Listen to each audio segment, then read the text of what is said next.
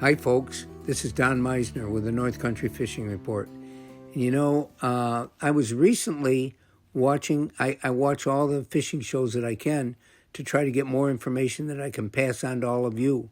And I was watching a Bill Dance show, and he had some guide on a body of water that he hadn't fished before, had taken him out fishing for crappies.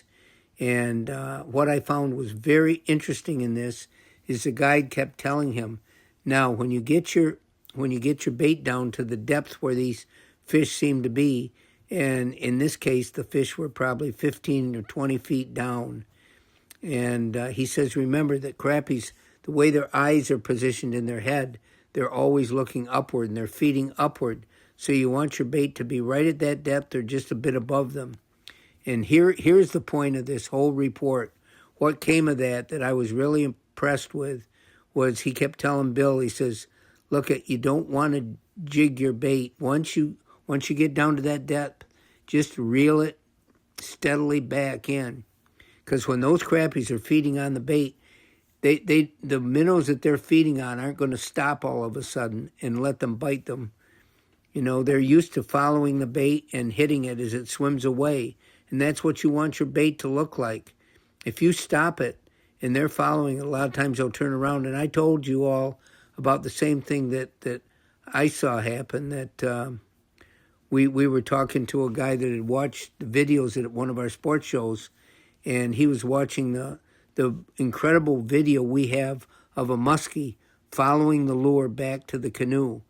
And it kept opening its mouth and closing it, but it didn't hit. And the biologist was stopped in our booth. He says, I'll tell you why that fish wasn't hitting, because they're used to having something try to escape from them. That's their natural feeding behavior. And so remember this the next time you're fishing for, doesn't matter whether it's crappie or muskie or whatever.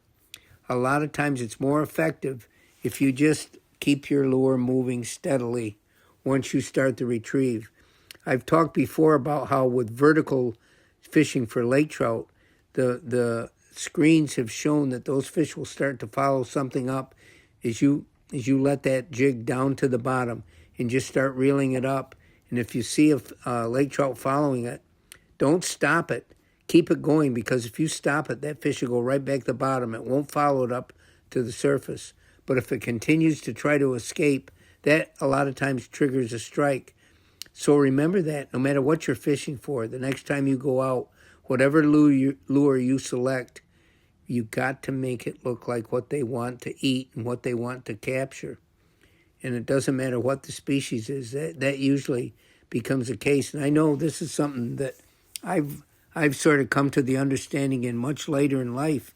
For years and years, I thought I had the best technique when I would be either trolling for trout or bringing a lure in. I always tried to keep the rod hand moving it so that it kept that lure jerking from side to side and hesitating and moving erratically.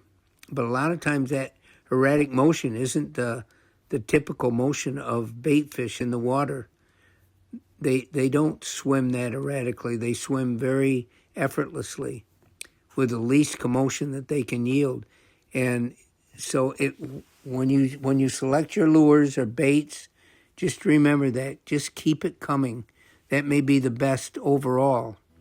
Until next time, folks, this is Don Meissner with the North Country Fishing Report.